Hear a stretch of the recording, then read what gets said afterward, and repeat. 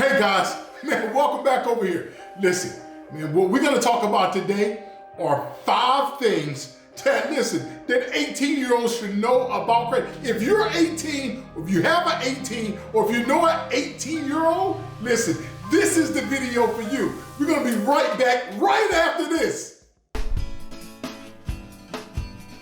Hey YouTubers, join America's #1 credit educator, Flame Newton, as he guides you through the inner workings of the credit system, providing you with essential tips and tricks he gained by breaking the very same system and making millions during the process. Welcome to the School of Credit. Hey, listen, man, welcome back over here to my YouTube channel. That's right, Flame Newton here, you know, the author of the School of Credit and the School of Credit channel. Listen, I'm so glad that you guys are tuned back in. What I need you to do first is I need you to make sure that you like this video. I also need for you to do is making sure that you take your hand and you subscribe to this channel. You gotta subscribe to it, right? And also I'm gonna make sure that you hit that bell, hit that notification bell. What we're gonna do today is we're gonna talk about 5 things that 18-year-olds should know about credit. 18-year-olds should know about credit. So if you are 18, if you know an 18-year-old or a young adult for that matter, anybody that's in that realm of space, this video is for you. Let me first tell you about credit. Credit is the ability to borrow something from someone else with having no money to pay them back now, which you can pay them back later. Just think about how that sounds. You can get something now and you can pay it back later. Listen, and it's all based upon how well you paid others in the past. But guess what? If you're 18, you don't have any credit, right? So what I'm gonna do is gonna give you the 5 things that you should know about credit as an 18-year-old, right? Number 1, the first thing that you should do is making sure that you ask your parents. Ask your parents, ask your auntie, your uncle. I want you to ask in your facility. So number 1 is ask. I need you to ask. Now, what are you gonna ask about? Hey, Flame, you're saying ask, but tell me again, what does ask mean and how does it benefit me? Listen, when it comes to credit, here's one low criteria that everyone's been using for quite some time that a lot of folks, they do not catch on to it. And that is called piggybacking. When you are on someone else's account, you can benefit from their well-being. So if they paid their bills on time, it may look as though that you're paying your bills on time because you can get added onto their credit profile by simply becoming an authorized user. So the first thing that you can do is ask a family member or friend that is around you and saying, hey, I've seen that, Mom, you've been in credit for quite some time, and if you have a concise effort of paying your bills on time, therefore, I want to see, Mom, if I could be an authorized user on your card. And now here's a soft note. I'm gonna make things softer for you. What you can also tell them is saying, hey, because as you as an 18-year-old, sometimes that may scare folks to add you as an authorized user because you have not proven yourself to be a person of responsible. You have not proven yourself yet. So one thing that you can do under this regime is you can tell them saying, hey, what I need you to do is you can order the card and you can keep the card with you. Because it's not the card that I'm looking for, right? What I'm looking for is the history of your account.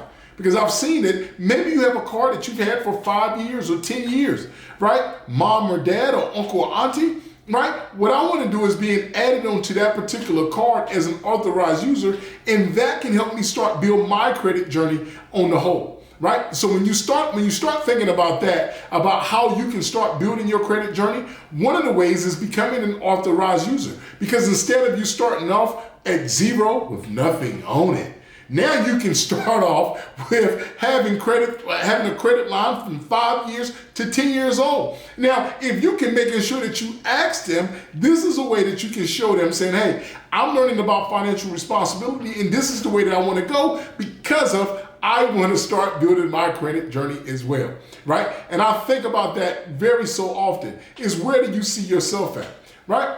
Number two over here is what we're going to talk about when it comes to, as an 18-year-old, some things that you should know, right, is about, they call a thing called percentages. That's right. Number 2 is what we call percentages, right? And percentages is only based upon the amount of money in which you pay back something. So now, since you've gotten an authorized user and you went out now and you've gotten your own credit or trade line on your profile, now what you can actually do is, before you get the money, you want to ask yourself, how much of this money am I paying back? Because this money comes at a cost. It really does. Now, for you guys to understand what I'm saying is, imagine you kids, imagine you going into a store. Right? And when you walk into a store, one of the things that you're going to do is say, hey, you know what? I want a bag of chips. So you go grab a bag of chips. And for the purpose of this story, let's call them Doritos. So you go get a bag of Doritos and you get to the counter and the lady tells you, she says, this bag of Doritos is going to cost you $1.49. And you take out your money and you pay for the chips at $1.49. Now, mind you, there's somebody else in line after you and they come up, right? And they grab the same exact bag of Doritos. And when they step in line, what happens is they get to the counter and the lady tells him, saying, hey, this bag of Doritos is going to cost you $2.09. That's right, $2.09. And guess what? There's a third person that comes in line. And when they come in line, what they're going to do is they're going to actually take a look at the Doritos, right? And they want them as well. But when they get to the counter, they tell them that these Doritos are going to cost $3.99. Wow, you gotta be kidding me. $3.99 for some Doritos? Wow, he got them at $1.49. She got them at $2. Like, this thing is outrageous. Why is that? Because money comes at a cost and money is a product. And so as a product, people get to put their own pricing on it. So when it comes to money, money comes at a percentage, where if I was to borrow $10,000, the bank would tell me and say, hey, for you borrowing $10,000, Flame, give me back $500 for borrowing $10,000. So my payment would be back to the bank would be $10,500. The $500 is added on for me, the price of borrowing that money. But you, on the other hand, you can borrow the same money, and that money may cost you $2,000. That means that you paid $1,500 more than me on the same type of money. Now, what does that mean? That means that I myself got a 5% interest rate on that particular money, and you, on the other hand, got 20%. Things happen every day. That's why it's essential for you knowing the percentages. Bring me to number three. Number three. That's right. Whenever you're doing something, right, you want to make sure that you have the money to pay it back on time. That's right. Bringing us to number three, and it's called on time. Making sure that you're on time. Listen, there's a lot of things that you can do in life. Listen, you thought that by coming in late from the party when you were in high school, that your parents got upset with you?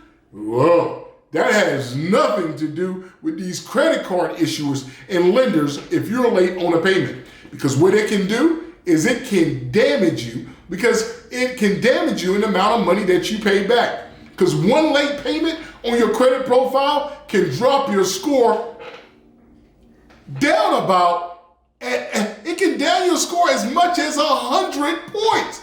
100 points, yes, it can take you all the way down. So what we want to make sure that we avoid that is making sure that we're making our payments on time. Making on-time payments, man, that is essential.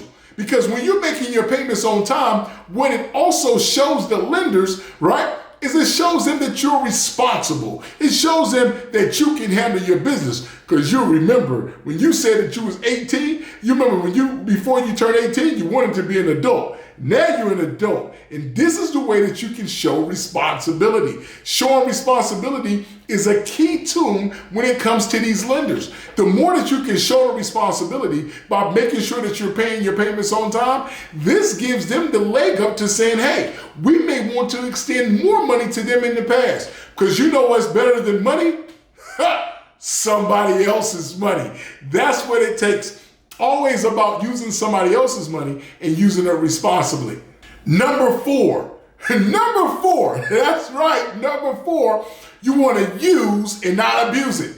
That's right. You want to be able to use credit, but not abuse it.